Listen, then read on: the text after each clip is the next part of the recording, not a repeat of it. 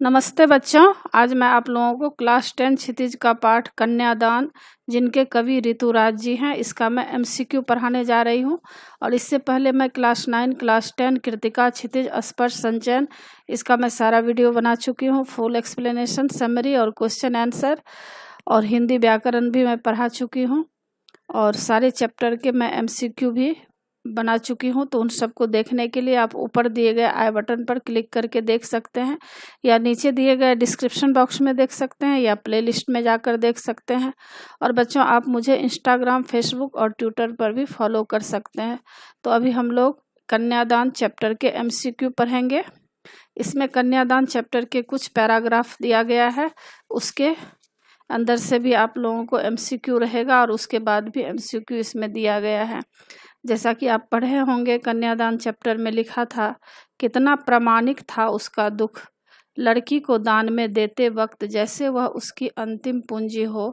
लड़की अभी सयानी नहीं थी, अभी इतनी भोली सरल थी कि उसे सुख का आभास तो होता था, लेकिन दुख बाँचना नहीं आता था। पाठिका थी वह धुंधले प्रकाश की, कुछ तुकों और कुछ लयबद्ध पंक्तियों की। तो इसमें प्रश्न है पहला, कन्यादान के समय माँ का हृदय कैसा हो जाता है? क बहुत सुखी, ख बहुत दुखी, ग न सुखी न दुखी, घ बहुत उत्साहित। तो कन्यादान के समय माँ का हृदय कैसा हो जाता है? उत्तर है ख बहुत दुखी हो जाता है। दूसरा प्रश्न है, कवि ने अंतिम पूंजी किसे कहा है? क पृथ्वी को, ख आकाश को, ग जमीन को, घ अपनी कन्या को। तो कवि ने अंतिम पूंजी किसे कहा है? उत्तर है ख अपनी कन्या को। तीसरा प्रश्न है, सयानी लड़की कैसी होती है? क बहुत चालाक, बहुत मूर्ख, ग बहुत समझदार, घ बहुत शिक्षित। सयानी लड़की कैसी होती है? उत्तर है ग बहुत समझदार होती है। चौथा प्रश्न है, धुंधले प्रकाश का क्या अर्थ है? क अंधेरा, ख उजाला, ग अस्पष्ट ज्ञान, घ स्पष्ट ज्ञान। तो धुंधले प्रकाश का अर्थ क्या है? उत्तर है अस्पष्ट ज्ञान। पांचवा प्रश्न है, तुकों और लयबद्ध पंक्तियों का अर्थ क्या है? इसका उत्तर है क सीधी बात को समझना। और आगे भी है एमसीक्यू, ऋतुराज का जन्म कब और कहाँ हुआ था? क सन 1940 में राजस्थान के भरतपुर में हुआ था। क उत्तर सही होगा। दूसरा है, ऋतुराज की जी ने आजीविका के लिए किस क्षेत्र को चुना? क वकालत, ख अध्यापन, ग व्यापार, घ चिकित्सा। तो ऋतुराज जी ने आजीविका के लिए किस क्षेत्र को चुना? उत्तर है ख अध्यापन को।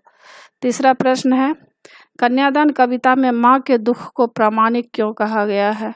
क माँ का दुख प्रामाणिक होता है, माँ का दुख सबसे बड़ा होता है, माँ का दुख अतुलनीय होता है, घ कन्यादान करना माँ के लिए अत्यंत पीड़ादायी होता है। तो कन्यादान कविता में माँ के दुख को प्रामाणिक क्यों कहा गया है? उत्तर है घ कन्यादान करना माँ के लिए अत्यंत पीड़ादायी होता है। चौथा प्रश्न है, माँ को अपनी बेटी अंतिम पूंजी क्यों लग रही थी? क पुत्री माँ के सबसे निकट होती है, ख वह उसके सुख दुख की साथिन होती है, ग स्त्री जीवन से जुड़ी समस्याओं पर वह अपनी बेटी के साथ बातचीत कर सकती है, घ उपर्युक्त सभी कथन सत्य है। यानी माँ को अपनी बेटी अंतिम पूंजी इसलिए लग रही होती है, जैसे क ख में जो चीज़ दिया गया है वो सत्य है। जैसे कि पुत्री माँ के सबसे निकट होती है, वह उसके सुख दुख की साथिन होती है, और ग स्त्री जीवन से जुड़ी समस्याओं पर वह अपनी बेटी के साथ बातचीत कर सकती है। पांचवा प्रश्न है, धुंधले प्रकाश की पाठिका होने से क्या आशय है? क अज्ञान की स्थिति होना, ख कम दिखाई देना, ग विषय का अस्पष्ट ज्ञान होना, घ अक्षर ज्ञान न होना। तो धुंधले प्रकाश की पाठिका होने से क्या आशय है? इसका उत्तर है ग विषय का अस्पष्ट ज्ञान होना। छठा प्रश्न है, दुख बाँचना से कवि का क्या अभिप्राय है? इसका उत्तर है क जीवन में आने वाले दुखों की समझ होना। सातवां प्रश्न है, लड़की अभी सयानी नहीं हुई थी, पंक्ति का आशय स्पष्ट कीजिए। क वह अभी वयस्क नहीं थी, ख वह अभी बालिका ही थी, ग वह अभी मानसिक रूप से अपरिपक्व थी, घ इनमें से कोई नहीं। तो लड़की अभी सयानी नहीं हुई थी, पंक्ति का आशय स्पष्ट कीजिए। उत्तर है ग वह अभी मानसिक रूप से अपरिपक्व थी। 8वां प्रश्न है, आग रोटियां सेकने के लिए है, जलने के लिए नहीं, पंक्ति में किस समस्या को उभारा है? क ईंधन की समस्या को, ख रसोई का काम न जानना, घ घर के काम में रुचि लेना, घ नववधू को जलाकर मार डालना। तो आग रोटियां सेकने के लिए होती है, जलने के लिए नहीं, पंक्ति में किस समस्या को उभारा गया है? उत्तर है घ नववधू को जलाकर मार डालना। 9वां प्रश्न है, पाठिका थी वह धुंधले प्रकाश की, यहाँ पाठिका कौन है? उत्तर है क स्वयं लड़की। 10 नंबर प्रश्न है, जैसे वही उसकी अंतिम पूंजी हो, पंक्ति में निहित अलंकार बताइए। क यमक, ख श्लेष, ग उत्प्रेक्षा, घ रूपक। तो जैसे वही उसकी अंतिम पूंजी हो, पंक्ति में कौन से अलंकार है? उत्तर है ग उत्प्रेक्षा अलंकार है। 11 नंबर प्रश्न है, कन्यादान कविता में किसके दुख को वाणी प्रदान की गई है? क लड़की के दुख को, ख लड़की की माँ के दुख को, ग कवि के दुख को, घ इनमें से कोई नहीं। तो कन्यादान कविता में किसके दुख को वाणी प्रदान की गई है? उत्तर है ख लड़की की माँ के दुख को। 12 नंबर प्रश्न है, माँ बेटी के लिए लेकर चिंतित क्यों है? तो इसमें है क अपने चिर संचित अनुभवों के कारण, ख अपने बेटी के स्वभाव के कारण, ग बेटी के अधूरे ज्ञान के कारण, घ उपर्युक्त सभी कथन सत्य हैं। तो माँ बेटी को लेकर चिंतित क्यों है? तो इसमें क ख ग में जो बातें कही गई है ये सारे सत्य हैं, तो घ उत्तर सही होगा। 13 नंबर प्रश्न है, लड़की को अभी क्या करना नहीं आता? इसका उत्तर है ख दुखों की भयानकता को समझना लड़की को नहीं आता, तो ख उत्तर सही होगा। और 14 नंबर प्रश्न है, तुकों और कुछ लयबद्ध पंक्तियों से कवि का क्या तात्पर्य है? इसका उत्तर है क कवि का तात्पर्य उस सामान्य ज्ञान की प्राप्ति से है जो विवाह से पूर्व लड़की को परिवार में दिया जाता है। 15 नंबर प्रश्न है, वस्त्र और आभूषण शाब्दिक भ्रमों की तरह बंधन है, स्त्री जीवन के पंक्ति में निहित अलंकार बताइए। क रूपक, ख श्लेष, ग उत्प्रेक्षा, घ उपमा। तो वस्त्र और आभूषण शाब्दिक भ्रमों की तरह बंधन है, इसमें कौन से अलंकार है? उत्तर है घ उपमा अलंकार है। 16 नंबर प्रश्न है, माँ ने कहा लड़की होना पर लड़की जैसी दिखाई मत देना, पंक्ति में निहित अलंकार बताइए। तो इसमें क उत्तर है विरोधाभास है इसमें। और 17 नंबर प्रश्न है, माँ ने बेटी को अपने चेहरे पर मत रीझना क्यों कहा है? क क्योंकि नववधू अपनी सुंदरता की प्रशंसा सुनकर ससुराल वालों द्वारा छली जाती है। ख सुंदरता चिरस्थायी नहीं होती। ग सौंदर्य की प्रशंसा सुनना स्त्री की कमजोरी होती है।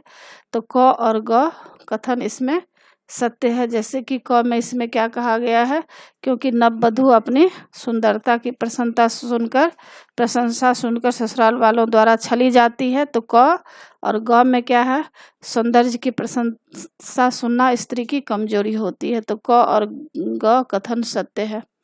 18 नंबर प्रश्न है, दुख वाचना में निहित गुरहार्थ स्पष्ट कीजिए।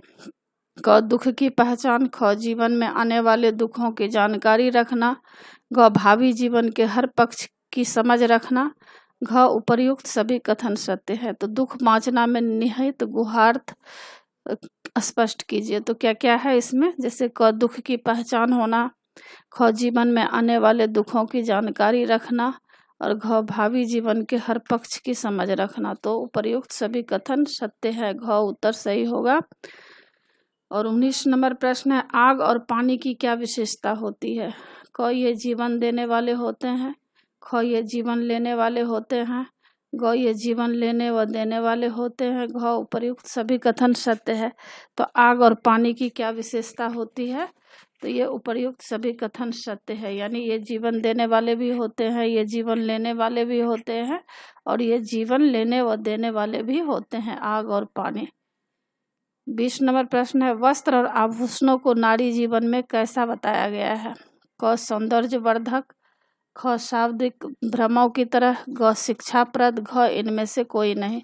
तो वस्त्र और आभूषण को नारी जीवन में कैसा बताया गया है? उसका उत्तर है ख शाब्दिक भ्रमों की तरह।